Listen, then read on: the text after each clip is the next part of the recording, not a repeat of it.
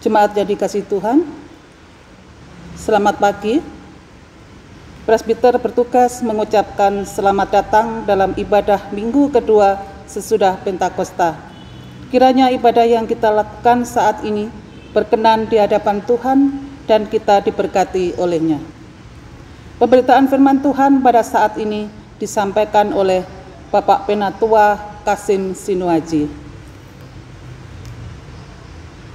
Terbentang luas ladang pelayanan dalam kesaksian GPIB, melewati jalan-jalan berlumpur, berbatu, dan sulit untuk dilalui, menyeberangi sungai-sungai yang tenang, panjang namun kadang mencekam, menembus gunung-gunung yang terjal dan tak biasa untuk dijangkau, menyusuri lembah-lembah yang dingin dan sepi.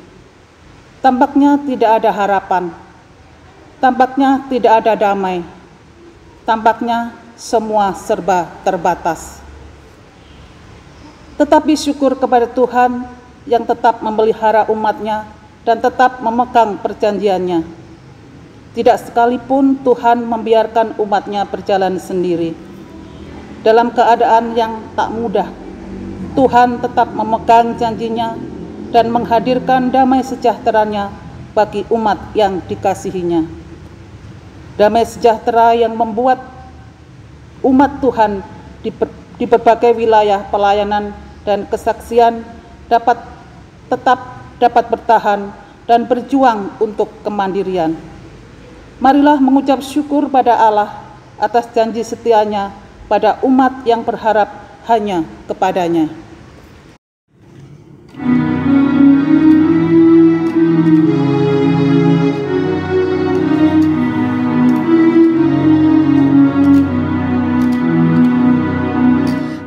Kasih setia Tuhan membuatku teguh. Kasih setia Tuhan ajaib bagiku. Kasih setia Tuhan melampaui akalnya. Kasih setia Tuhan tiada taranya.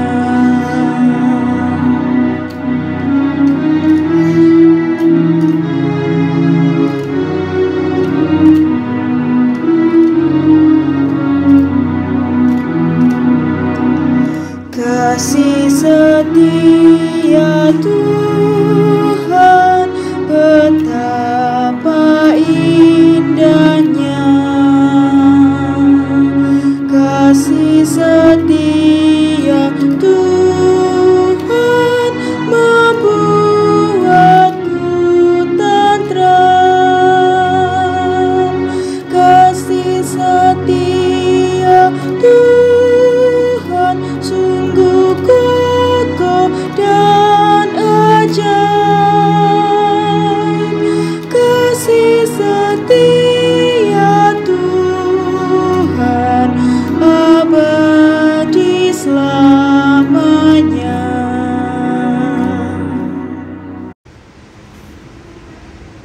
Umat Tuhan, mari kita berdiri, mari menyambut firman Tuhan yang hadir di tengah persekutuan kita.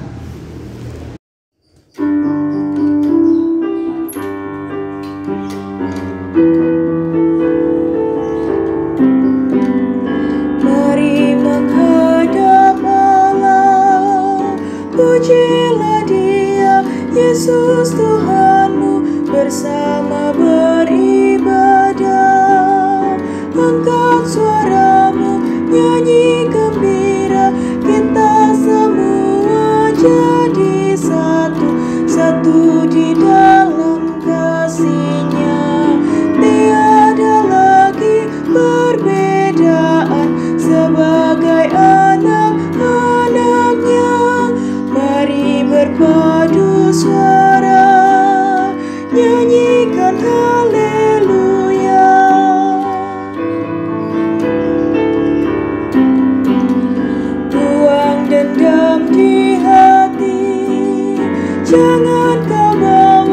jangan kau simpan, ampunilah dahulu. Jika di hati ada amarah, isi hatimu Tuhan tahu. Janganlah kau sembunyikan, agar kau dapat beribadah. Tiada ganjalan apapun, mari berpadu suara, nyanyikan haleluya.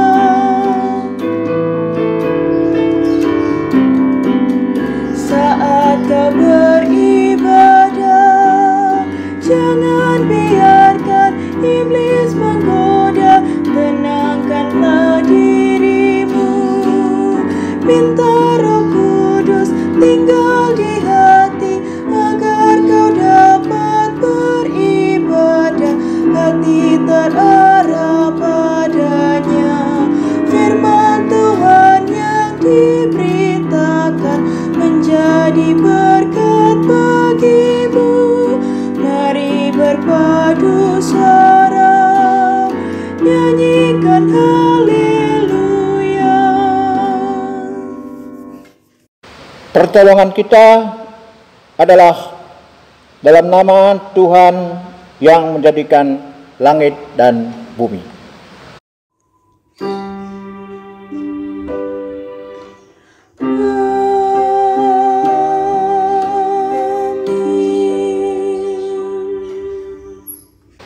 Nas pembimbing, berusahalah hidup damai dengan semua orang dan kejarlah kekudusan. Sebab tanpa kekudusan tidak seorang pun melihat Tuhan. Ibrani 12 ayat 14. Kasih karunia dan damai sejahtera dari Allah Bapa dan Yesus Kristus Juru Selamat kita menyertai kamu.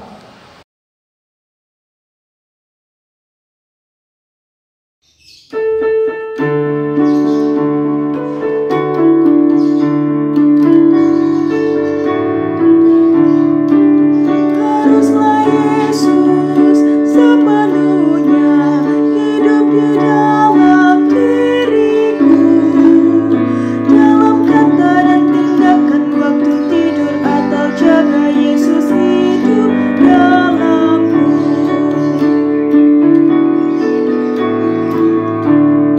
Ku harus hidup sepenuhnya di dalam Yesus Tuhanku, dalam kasih kebenaran, pengampunan, kekudusan, dalam Yesus hidupku.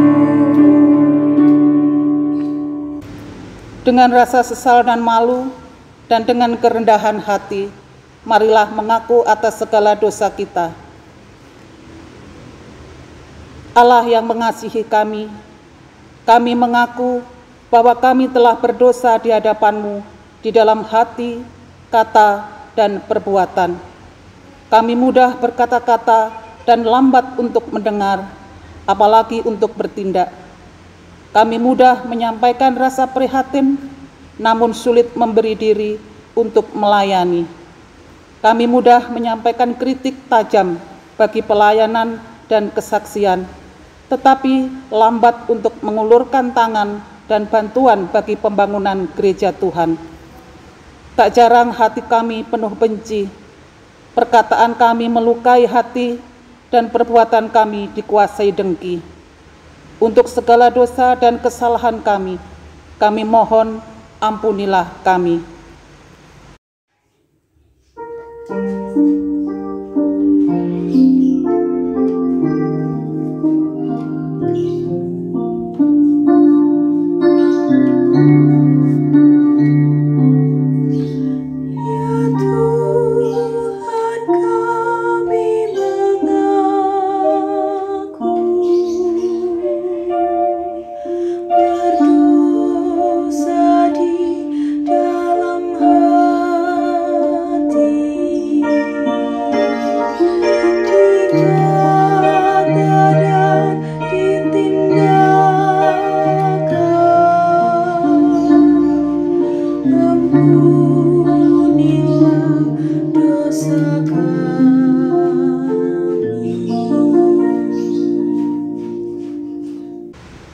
Allah yang mengasihi kami, kami mengaku bahwa kami telah berdosa di hadapan-Mu. Kami tidak sungguh-sungguh mengasihi sesama kami. Kami hanya memenuhi kepentingan diri dan memuaskan kehendak kami. Kami memperkaya diri namun lupa untuk hadir memberkati. Kami sibuk membangun kemegahan gedung gereja yang tinggi namun lupa untuk membangun pribadi-pribadi berpotensi. Kami memusatkan pembangunan jemaat di kota-kota besar, namun lupa pada mereka yang ada di wilayah-wilayah pelayanan dan kesaksian. Untuk kegagalan kami, untuk mengasihi sesama kami mohon ampunilah kami.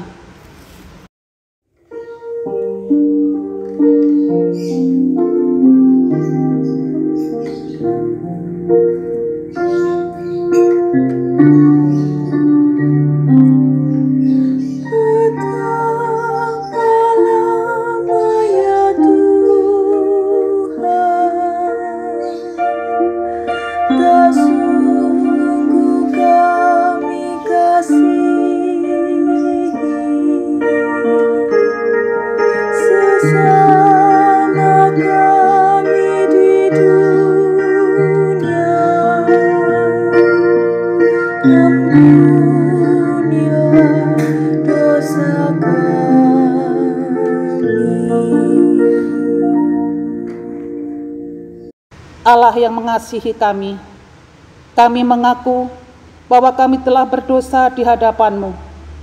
Kami mohon anugerahi kami pengampunan-Mu ya Tuhan, dan mampukan kami untuk menjalani panggilan dan pengutusan sebagai gereja Tuhan kemanapun Tuhan tempatkan kami. Ingatkan kami untuk senantiasa hidup dalam damai-Mu dan menghadirkan damai-Mu dalam diri kami. Dalam nama Tuhan Yesus Kristus, Juru Selamat dan Penebus kami, ampunilah kami.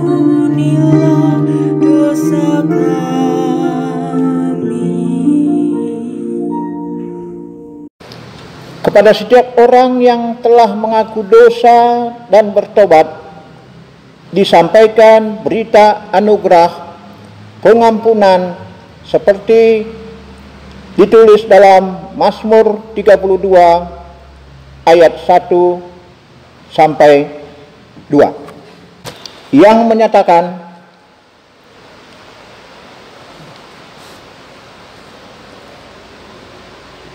dari Daud nyanyian pengajaran, berbahagialah orang yang diampuni pelanggarannya, yang dosanya ditutupi. Berbahagialah manusia yang kesalahannya tidak diperhitungkan Tuhan dan yang tidak berjiwa penipu.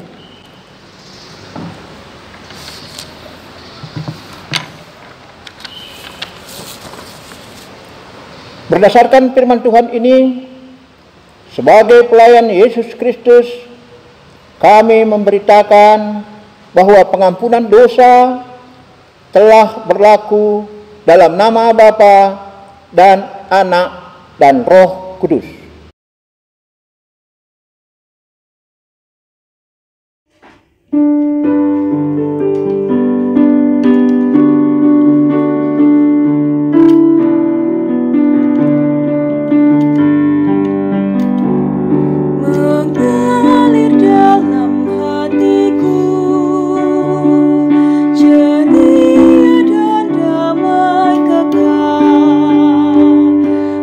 Nyanyikan damai besar.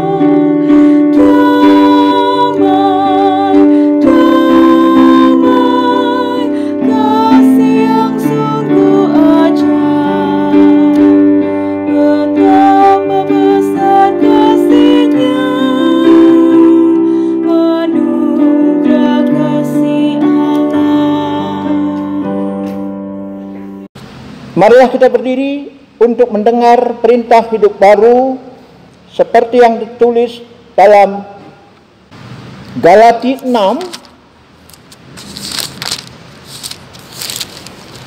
ayat 1 sampai 10 yang menyatakan, saudara-saudara, kalaupun seorang kedapatan melakukan suatu pelanggaran, maka kamu yang rohani harus memimpin orang itu ke jalan yang benar dalam roh, lemah lembut, sambil menjaga dirimu sendiri, supaya kamu juga jangan kena pencobaan.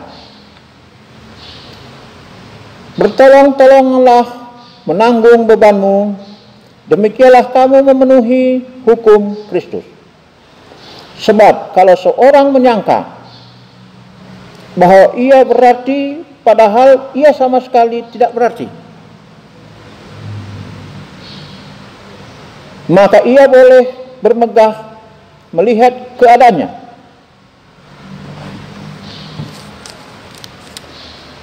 Melihat keadaannya sendiri dan bukan melihat keadaan orang lain.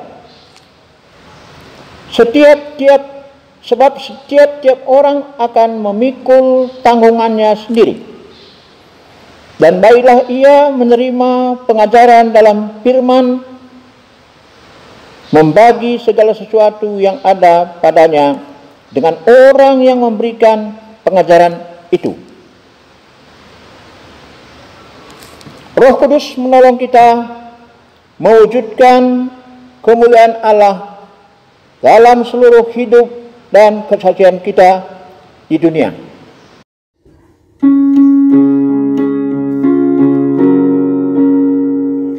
Kemuliaan bagi Allah di tempat yang maha tinggi, dan damai sejahtera di bumi di antara manusia yang berkenan kepadanya. Mari kita berdoa. Bapa di surga, Bapa kami yang kasih, kami rindu Tuhan untuk belajar firman kebenaran-Mu. Tuhan menuntun kami, biarlah kami paham dan boleh melaksanakan firman ini dalam kehidupan kami hari lepas hari. Amin.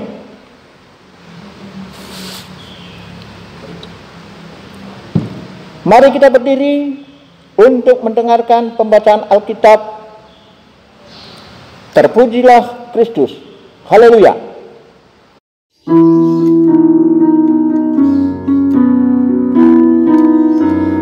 Haleluya, haleluya, nama Tuhan terpujilah.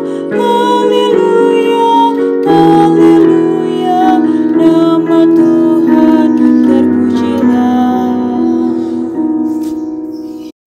Pembacaan Alkitab hari ini terambil dari kitab Kejadian pasal 31 ayat 43 sampai 50 yang menyatakan perjanjian antara Yakub dan Laban. Lalu Laban menjawab Yakub, "Perempuan-perempuan ini anakku, dan anak-anak lelaki ini cucuku, dan ternak ini ternakku. Bahkan segala yang kau lihat di sini adalah milikku. Jadi apakah yang dapat kuperbuat sekarang kepada anak-anakku ini, atau kepada anak-anak yang dilahirkan mereka? Maka sekarang marilah kita mengikat perjanjian, aku dan engkau, supaya itu menjadi kesaksian antara aku dan engkau." Kemudian Yakub mengambil sebuah batu dan didirikannya menjadi tugu. Selanjutnya berkatalah Yakub kepada sanak saudaranya, "Kumpulkanlah batu." Maka mereka mengambil batu dan membuat timbunan. Lalu makanlah mereka di sana di dekat timbunan itu. Laban menamai timbunan batu itu Yegar Sahaduta, tetapi Yakub menamainya Galet. Lalu kata Laban, "Timbunan batu inilah pada hari ini menjadi kesaksian antara aku dan engkau. Itulah sebabnya timbunan itu dinamainya Galed dan juga Mispa, sebab katanya, Tuhan kiranya berjaga-jaga antara aku dan engkau apabila kita berjauhan. Jika engkau mengaibkan anak-anakku, dan jika engkau mengambil istri lain di samping anak-anakku itu, ingatlah, walaupun tidak ada orang dekat kita, Allah juga yang menjadi saksi antara aku dan engkau. Demikian pembacaan Alkitab. Hendalah firman Tuhan diam dengan segala kekayaannya di antara kamu, dan ucaplah syukur kepada Allah.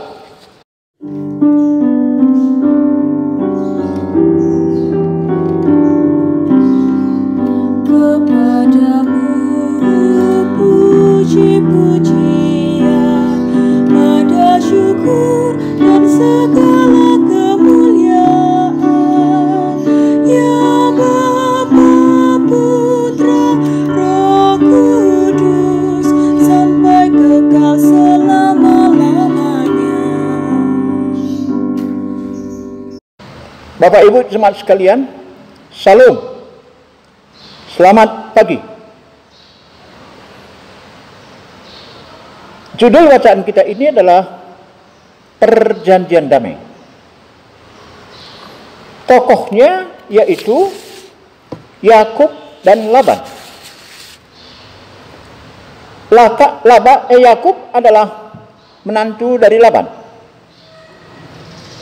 Di antara keduanya timbul persaingan kekayaan. Yakub mempunyai ternak lebih banyak dari mertuanya. Nah, dan ketika Yakub mau pergi kepada Ishak ayahnya di tanah Kanaan, Yakub juga pergi tanpa pamit kepada mertuanya ini. Nah, inilah yang membuat Bapak Ibu sekalian, hati Laban menjadi panas. Sudah ada persaingan ekonomi, persaingan harta kekayaan, tapi menantu kok bersama anak cucu semuanya mau meninggalkan dia juga tanpa pamit. Lalu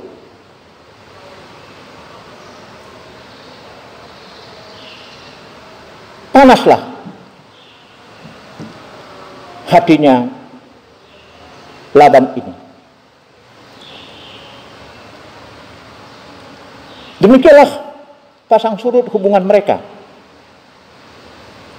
Tetapi Tuhan memprakarsai perdamaian antar keduanya, yaitu di pegunungan Gilead. Nah, Bapak Ibu sekalian, Yakub memahami bahwa harta kekayaannya yang banyak, domba, kambing, semua adalah anugerah dan berkat Allah. Sedangkan Laban memahaminya, harta kekayaannya itu adalah miliknya sendiri. Dua perbedaan yang menyolok ini membuat mereka juga selalu sulit untuk sepakat dalam berbagai hal. Tetapi karena Laban takut kepada Tuhan yang disembah Yakub, maka dia setuju saja atas perjanjian itu.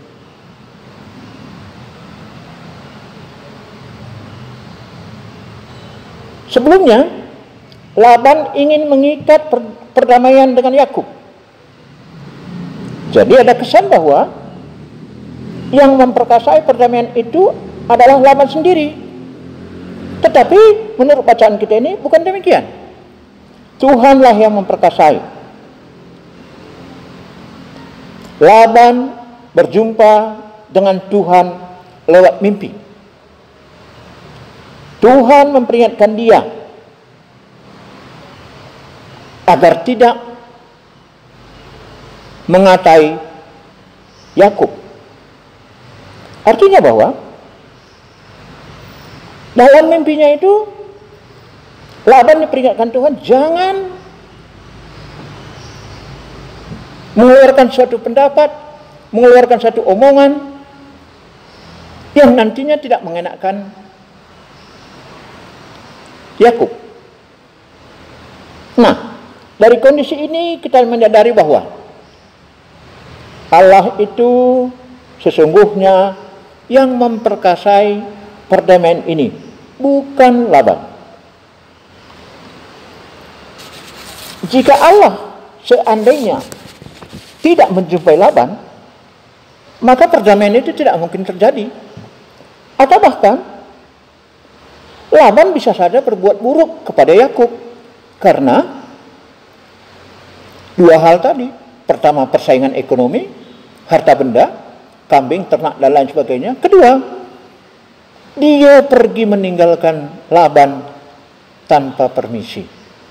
Anggap apa ini menantu ini kepada mertua? Kan kira-kira demikian. Nah, Yakub mengambil sebuah batu dan mendirikan tugu untuk menjadi saksi atas perdamaian tersebut. Timbunan batu itu menjadikan saksi yang diikat antara Yakub dan Laban. Timbunan batu itu disebut dengan bahasa Aram Yegar Saha Duta. Sedangkan Yakub menamainya dalam bahasa Ibran Galek. Sedangkan susunan batu dinamai juga Mispa. Artinya perdamaian antara Laban dan Yakub diikat oleh batu pengawas tersebut. Nah, ketika Yakub dan Laban saling berjauhan, maka masing-masing pihak tidak dibenarkan saling menyakiti. Dan masing-masing pihak juga tidak boleh melanggar hak masing-masing. Tuhan menjadi penjaga saksi di antara keduanya. Mereka tetap berpegang kepada janji itu. Laban meminta agar Yakub tidak menimbulkan aib bagi anak-anaknya dengan cara mengambil istri lain di samping anak-anaknya Laban ini. Ini sebagai contoh kepada kita orang percaya, kita dilarang juga mengadakan kekerasan dalam rumah tangga terhadap istri. Inilah pesan Laban kepada Yakub. Kalau mereka mau pergi ke Ishak, bapaknya Yakub tadi, di tanah Kanaan.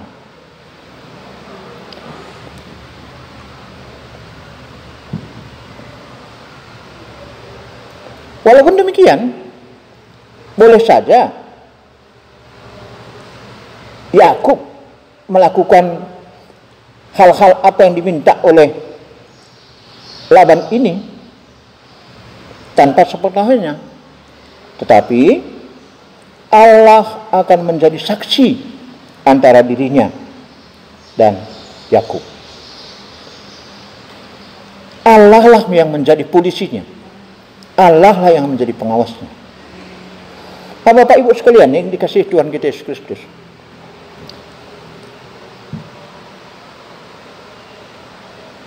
tema minggu kedua bulan Juni 2020 ini adalah sebagai citra Allah, manusia memiliki persamaan derajat, hak, dan kewajiban.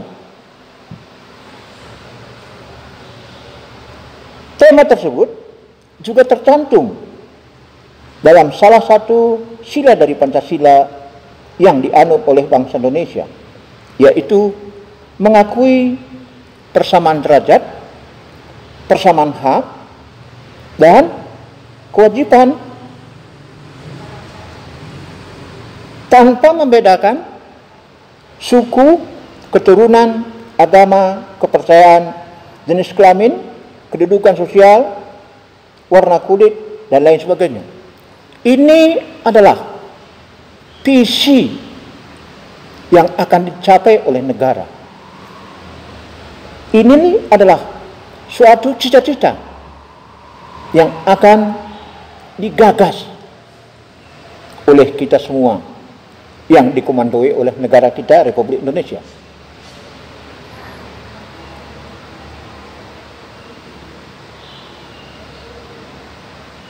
Firman Tuhan hari ini mau mengajarkan kita bahwa Allah menghendaki perdamaian untuk terwujudnya cita-cita tadi tanpa pilih kasih.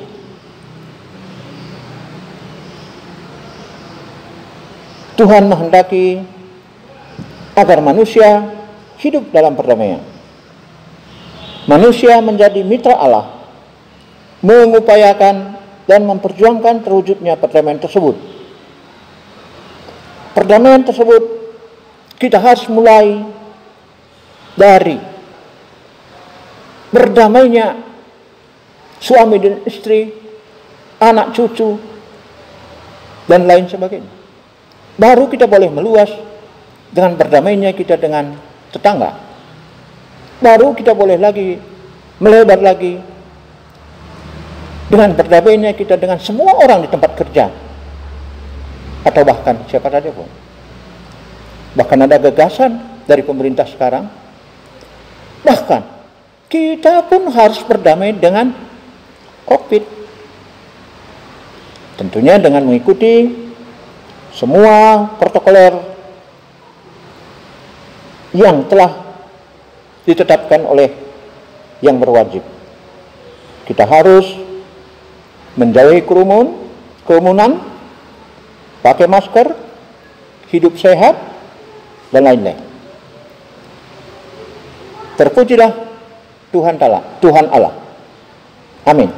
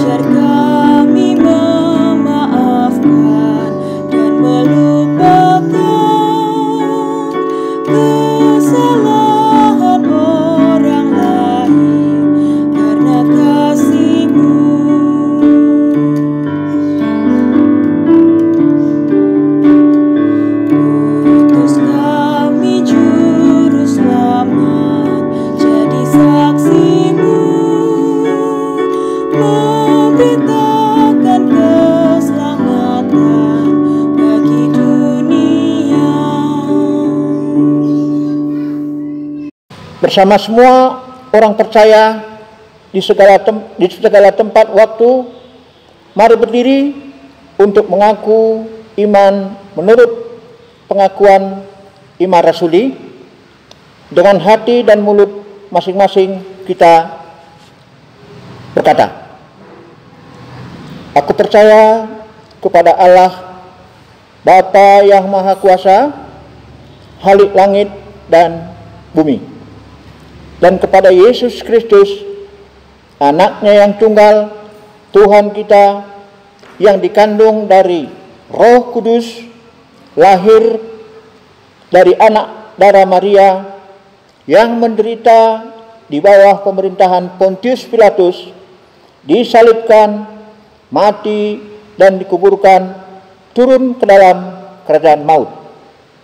Pada hari yang ketiga, bangkit pula di antara orang mati, naik ke surga, duduk di sebelah kanan Allah, Bapa yang Maha Kuasa, yang akan datang dari sana untuk menghakimi orang yang hidup dan mati. Aku percaya kepada Roh Kudus, gereja yang kudus dan am, persekutuan orang kudus, pengampunan dosa, kebangkitan daging, dan hidup yang kekal.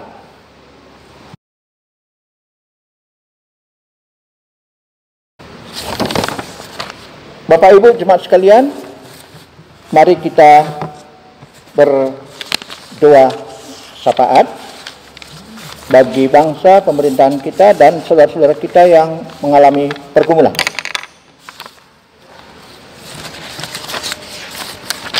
Kita berdoa.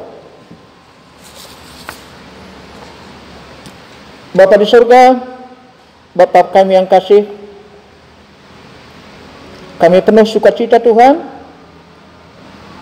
di tengah pergumulan bangsa dan negara kami, bahkan dunia, tentang penyakit COVID ini, tetapi kami masih bisa memuji nama-Mu walaupun dengan kondisi terbatas. Bapa di surga, Bapa kami yang kasih, kami berdoa untuk pemimpin bangsa negara kami, mulai dari presiden, wakil presiden, gubernur, bupati, wali kota, camat, kepala desa, RW, RT. Tuhan memberkati mereka ini semua, agar apa yang tadi diidam-idamkan dalam bahasan kami, bacaan kami hari ini tadi, yaitu adanya perdamaian dalam hidup sesama, Tuhan memberkati mereka semua. Bapa di surga, Bapa kami yang kasih, kami juga berdoa untuk pemimpin gereja kami, majelis sinode, mupel, regio, sampai ke jemaat. Engkau berkati semua para pemimpin ini, termasuk para pendeta kami, presbiter, dan semua pegawai yang turut memberikan layanan demi lancarnya semua tugas-tugas pelayanan kami ini. Bapa di surga, kami juga berdoa untuk pelkat-pelkat kami. Tuhan berkati semua, jauhi dari penyakit yang membahayakan ini.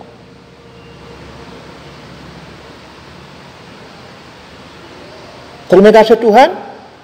Inilah doa permohonan kami. Dengarkanlah doa kami.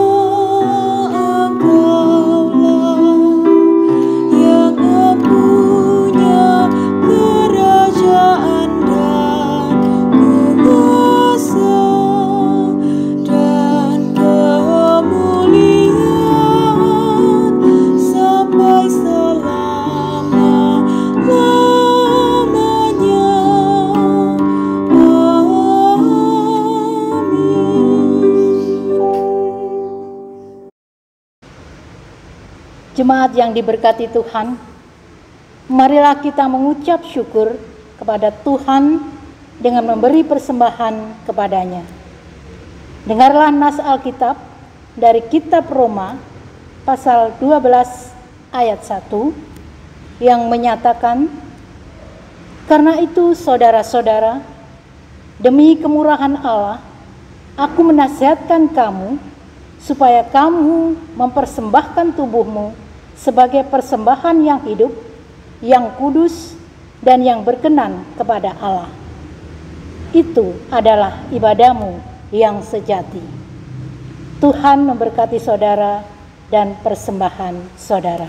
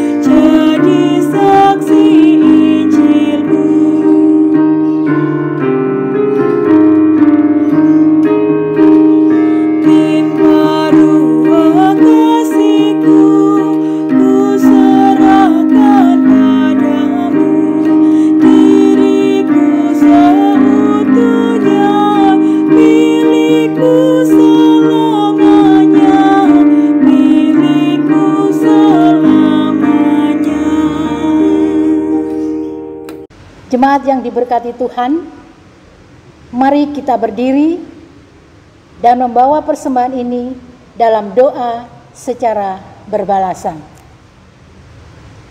Allah yang penuh kasih, oleh anugerah-Mu kami telah menerima segala yang baik dalam hidup kami. Untuk itu, terimalah ungkapan rasa syukur kami melalui persembahan syukur ini untuk dipakai dalam pelayanan yang menghadirkan damai-Mu.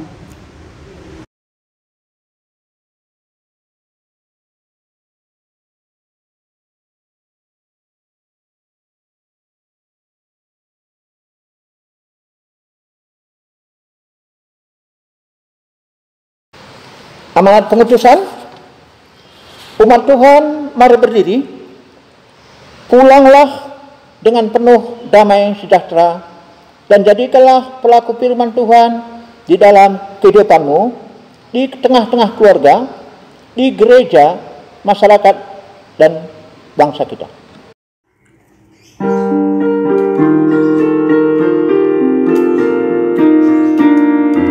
Allah sumber rahmat dan karunia, inginkan umatnya rukun dan tentram, hidup berdampingan dalam kasih, saling menopang dan saling memberi. Mari membangun tatanan masyarakat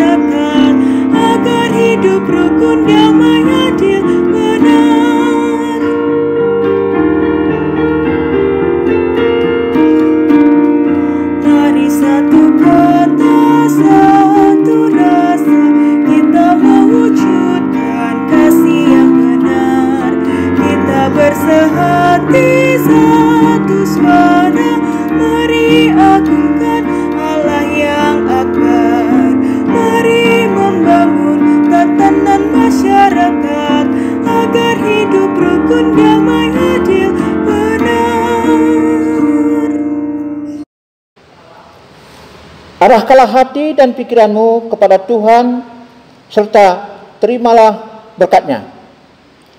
Tuhan memberkati engkau dan melindungi engkau. Tuhan menyinari engkau dengan wajah-Nya dan memberi engkau kasih karunia. Tuhan menghadapkan wajah-Nya kepadamu dan memberi engkau damai sejahtera.